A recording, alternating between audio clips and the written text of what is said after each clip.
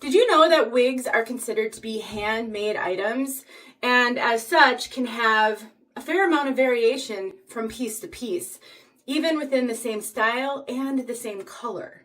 And I have heard it said that wig manufacturers consider a 20% difference to be acceptable and allowable. And I think this is important to understand, because what this means is you may get a wig and it doesn't look quite like you thought it might. Maybe it doesn't look like the manufacturer pictures, which incidentally could be styled. That's a whole other video. But it might not look like the review that you watched, even if the reviewer reviewed the piece right out of the box. It could also mean that your beloved wig that you're purchasing a backup to, well, you might get the backup and realize it doesn't look quite the same. This is pretty important, so let's talk about it.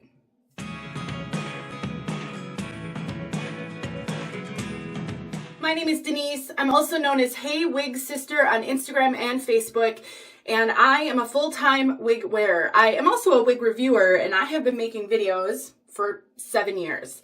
I've been wearing wigs for a little bit longer than that, and I have learned an awful lot over these past 7 years. I've been really blessed to have a lot of great experiences. I've tried thousands of different wigs.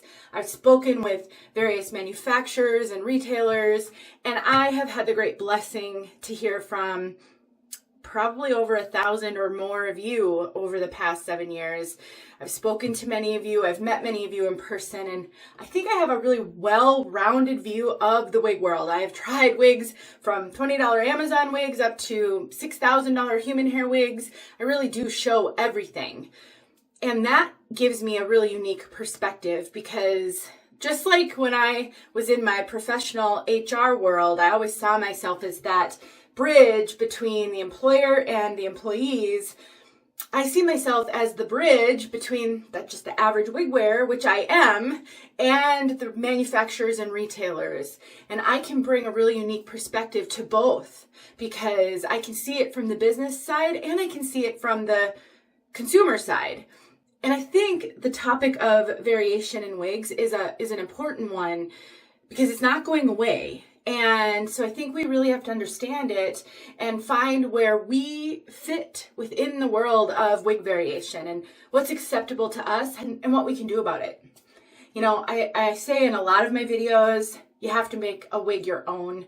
I have done dozens and dozens of tip videos showing you how to do various things with your wigs, how to cut bangs, how to trim bangs, how to thin a wig, how to get lift in a wig that's a face flopper, how to pluck a part line. I mean, so many things, how to cut face framing layers in.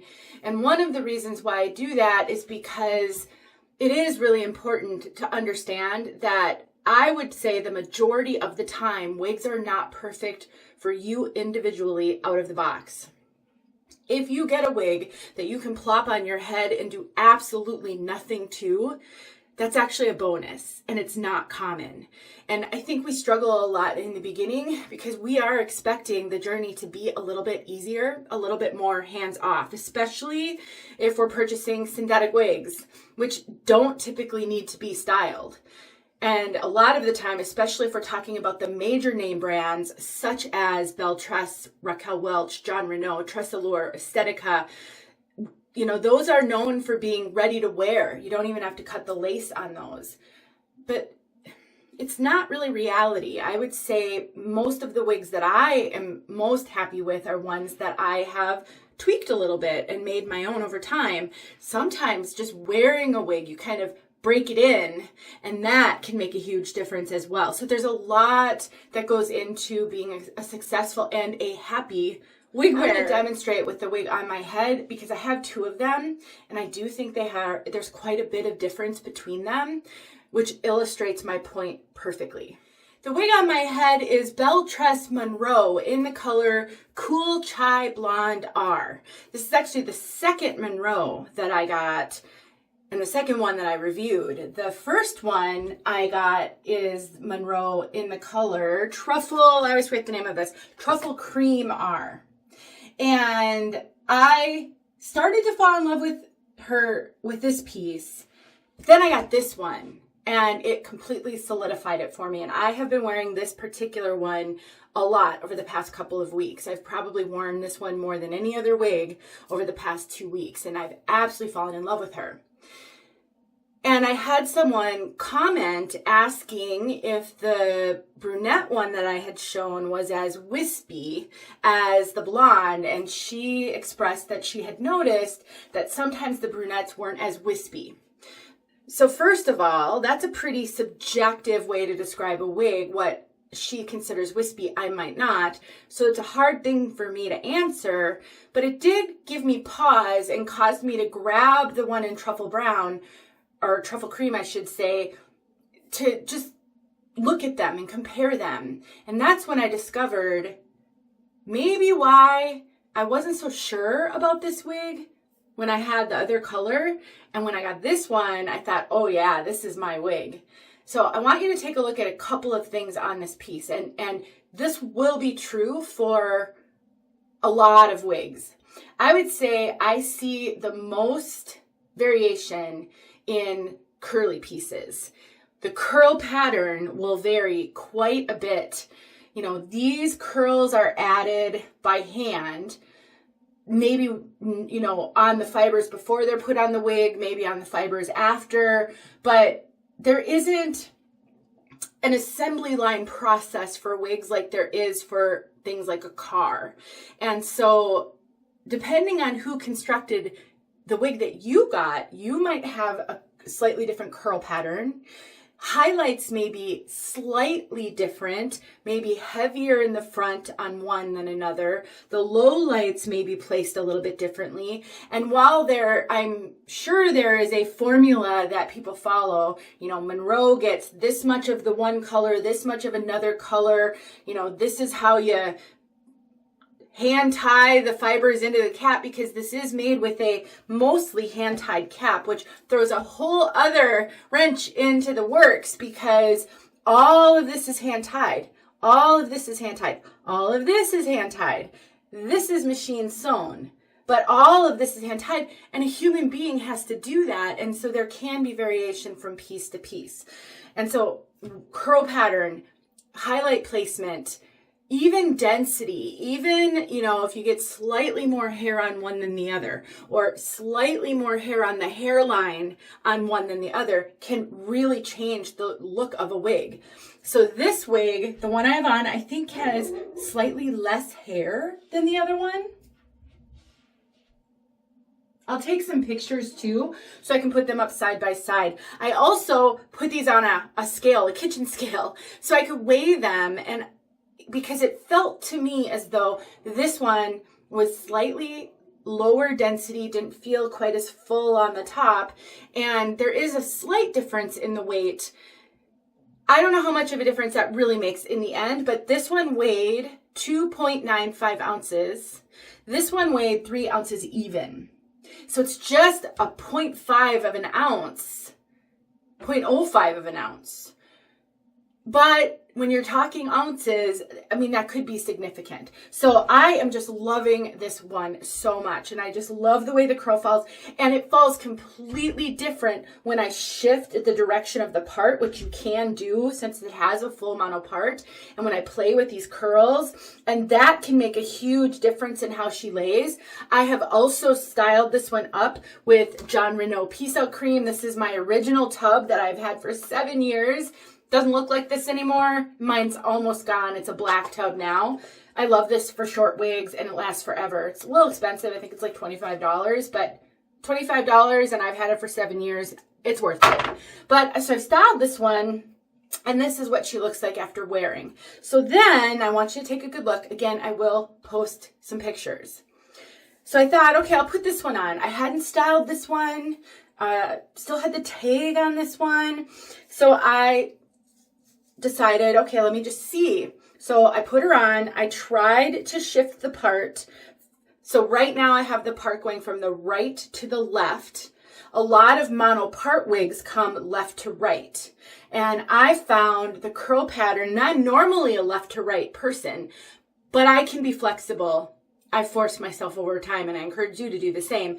And so when I was messing around with this one, I found I liked the way the curls fell better when I parted from right to left. So that's why I part this one that way, because I really like that better. But it is flexible. So I did that with this one. And then I got in there with some Jon Renau Peace Out Cream. Just a little bit. You do not need much of this product at all because it's potent and it will really coat those fibers and kind of make them feel greasy and heavy if you use too much. But you emulsify it and then you sort of pick at it. It's really great for curly pieces, for short pieces that have a lot of layers, where you're trying to maybe define some of the curl or define some of the layers and piece it out a little bit. And so I thought, well, I'm going to give this one the same treatment that I gave the other one so I can do a fair comparison, since I can't go back to how they were out of the box since I have worn the other one. So I did all of that and I realized this one feels a lot heavier up here. It just seems higher up when I do this, and it just seems like it has a lot more hair on the very top. And the curls fall differently as well. You know, it's not a huge amount, but it's enough that I actually don't like this one quite as much as I like this one. So while the differences may be really small, hard to perceive just by looking at them, especially if I don't point them out, it's noticeable enough to me that I thought, okay, this is an important thing to talk about. And our job is really to figure out how to overcome some of these challenges, because I do not believe that this is ever going to change. Wigs they are what they are. You know, they are always probably going to be more of a handmade item, especially wigs with a lot of hand-tied features on them. And not only does the manufacturing process change how these wigs look, but you and I are not built the same. Our heads are not the same size. And even if our measurements are the same, our head shape is probably not exactly the same. Our face shape, the exact measurements of our face, from here to here, our neck length, all of that is going to impact how the wig looks on me versus how it looks on you. So it's especially helpful for me to show you these two wigs because they're both on me, versus showing it on a different person. And of course, there's going to be differences in how the wig looks. I hope that's making sense. So what do? I get this wig. Let's just say this was the first wig that I got. And she's my daily driver. She's my favorite. You know, I'm wearing her, I'm loving her, and I'm thinking I should get a backup so that I have a plan B should something happen to this one. Or you can extend the life of your wigs by rotating them and not always wearing the exact same wig all the time. So I'd get a second one and then I can alternate them and extend the life of my wig. And so I get it, I go put it on, and I'm like, wait a minute, it's just not quite the same. The curl pattern isn't the same. You know, this one's more wavy versus this one's got some more defined curls, or, you know, whatever it might be. The highlight placement. If you are a person who wears heavily highlighted wigs, that's going to make a difference. This has some pretty pronounced highlights that are very contrasting. So if they are applied very differently, the wig could look very different. Now, I honestly do not believe that it will look different to anyone else. I know, you know, one of the biggest worries, let me throw this one on again so you can see, I mean, this one has a lot more like defined curl, whereas that one seems more wavy and like the curls are all together. I really, truly, with all my heart, do not believe somebody else is going to notice. I will notice. My coworkers, my family, you know, whoever is seeing me isn't going to look at me if I wear another, you know, the same wig, but my alternate. They're not going to go, did you cut your hair? Or, gosh, your highlights look different. I mean, people just are not that observant. So it's an us problem, but we don't have to project that onto other people and think this is going to be a problem because everybody's going to know. I don't believe that that's true. It's still a concern that we have to overcome.